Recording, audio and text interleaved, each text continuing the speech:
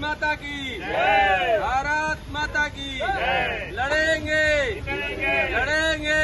जय हिंद साथियों, आज हमने राजघाट पावर हाउस पर एक मीटिंग बुलाई थी, आपस की मीटिंग बुलाई थी। हम सिर्फ इतना जानना चाहते हैं कि जो हमारे दिल्ली के अंदर सरकार है, भारतीय जनता पार्टी की सरकार है, केंद्र में भारतीय जनता पार्टी की सरकार है, उन्होंने एक बार ये कहा था कि केजरीवाल ने लगाया और केजरीवाल ने निकाल दिया, तो फिर आप किस लिए हमारे बीच में आए थे? 5 तारीख को विजेंद्र गुप्ता जी किस लिए आए थे? 7 तारीख को हमारे बीच में कपिल मिश्रा जी किस लिए आए थे? 28 तारीख को हमारे बीच में प्रदेश अध्यक्ष सचदेवा जी किस लिए आए थे? सचदेवा जी ने तो यहाँ तक कहा था कि हमारी सरकार आएगी दिल्ली के अंदर तो हम आप सभी को वॉलंटियर टैक्स से मुक्त कर देंगे और आप सभी को पक्का रोजगार का व्यवस्था करेंगे। आज उस वक्त एलओपी थे विजेंद्र गुप्ता जी और आज वो विधानसभा के अध्यक्ष हैं। उनके पास पूरा पावर है हमारे रोजगार को लगाने हटाने का। सर्विसेज का उस वक्त मैटर चलता था, दिल्ली सरकार के पास जाते थे, वो कह देती थी कि एलजी के पास सर्विसेज का मैटर है, हमसे नहीं हो पाएगा, ये लगाने हटाने का काम एलजी साहब करेंगे।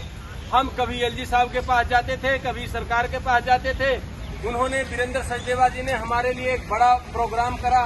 उस समय आतिशी मैडम थी मुख्यमंत्री, उनका घेराव किया, हमारे लिए घेराव किया, सिविल डिफेंस के वॉलंटियरों के लिए घेराव किया, उन लोगों के लिए घेराव किया जिन लोगों को 31/10/2023 को बिना नोटिस के निकाल दिया गया।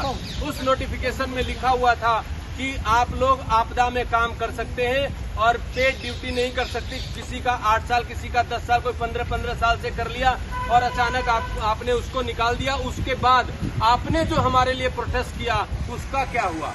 आपने जो हमारे लिए वादा किया उसका क्या हुआ? आपने जो कहा कि मेरी सरकार बनने के बाद 60 दिन के अंदर आपके लिए पक्का रोजगार का प्रपोजल बना के तैयार कर देंगे, उसका क्या हुआ? हम जानना चाहते हैं कि जब आपने इतना सारा आश्वासन दिया, आपने वादा किया, तो लेट क्यों हो रहा है? आपको रोजगार देने का मंशा है या नहीं है, इरादा है या नहीं है? अगर नहीं है तो आप स्पष्ट क्यों नहीं कर देते? आप देख रहे हो, ठंड हो, गर्मी हो, धूप हो, बरसात हो, इस तरीके से हमारा प्रोटेस्ट चल रहा है और प्रोटेस्ट चलाने के लिए कपिल मिश्रा जी जिम्मेदार हैं। उन्होंने उन्हीं की दरी पे आज भी हम यहाँ बैठे हुए, गेट नंबर 6 पे हम बैठे थे वहाँ पे, और उन्होंने सख्त हिदायत दी थी दिल्ली पुलिस को। उनका वीडियो हमारे पास है, आप सभी ने सुना होगा कि अगर दिल्ली पुलिस इसको यहाँ से छेड़ेगा तो परिणाम उसका क्या होगा वो समझेगा। इस तरीके से इशारों में उन्होंने दिल्ली पुलिस पर गया। हमारे डेलीगेट कई बार गए, उन्होंने भी यही जवाब दे रहे हैं कि आपके लिए काम चल रहा है, काम चल रहा था। एक बार हम सब निवेदन ये करना चाह रहे हैं कि हमारे गरीब परिवारों से अगर आपको एलर्जी है, हमारे रोजगार से अगर आपको एलर्जी है, तो एक प्रेस कॉन्फ्रेंस के माध्यम से कह दीजिए कि सरकार हमारी आ गई है, अब हम आप लोगों के लिए कुछ नहीं कर सकते हैं। अगर आप कुछ कर सकते हैं तो वो भी बता दीजिए कि हम ये कर सकते हैं, और कब कर सकते हैं वो भी बता दीजिए हमारे लिए कि ये कर सकते हैं। 20 तारीख को मुख्यमंत्री जी के पास हम फिर जाएंगे, उनसे निवेदन हम फिर करेंगे, लास्ट टाइम उनसे पूछने जाएंगे।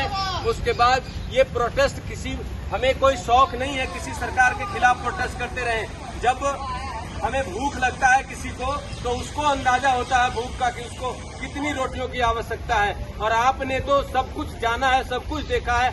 आपके कहने के अनुसार हमने सब कुछ किया। मेरी सरकार बनाओ, हमने आपकी सरकार बनाया। मुझे वोट करो, हमने आपको वोट करा। मुझे सपोर्ट करो, हमने आपको सपोर्ट करा। आपने क्या कहा जो हमने नहीं किया? तो ऐसी सजा आप हमें क्यों दे रहे? आपका 6 महीना नहीं हुआ क्या अभी तक? अगर आप इंसानियत और ईमानदारी से सरकार चलाना चाहते हैं तो एक बार इसको जवाब दे दीजिए। ये गरीब महिला पुरुष जवान यहाँ रोज आते हैं सुबह 9 बजे और शाम को 5 बजे तक ये प्रोटेस्ट चलता है राजघाट पावर हाउस पर। ये जिम्मेदार कौन है? ये दिल्ली की सरकार, पूरी जिम्मेदारी दिल्ली सरकार की है, और आपके ही कहने के अनुसार ये सारा सिस्टम चल रहा है, और ये तब तक चलता रहेगा जब तक आप रोजगार के लिए हाँ या ना जवाब नहीं दे दोगे। आप जिस दिन जवाब दे दोगे उस दिन ये प्रोटेस्ट खत्म हो जाएगा। हमें किसी सरकार को डिमोटिवेट करने का कोई इरादा नहीं है। हम सिर्फ भूखे लोग हैं, परेशान लोग हैं, पीड़ित लोग हैं। हमें तो इंसाफ चाहिए। इंसाफ जब तक नहीं मिलेगा ये जंग जारी रहेगा। जय हिंद।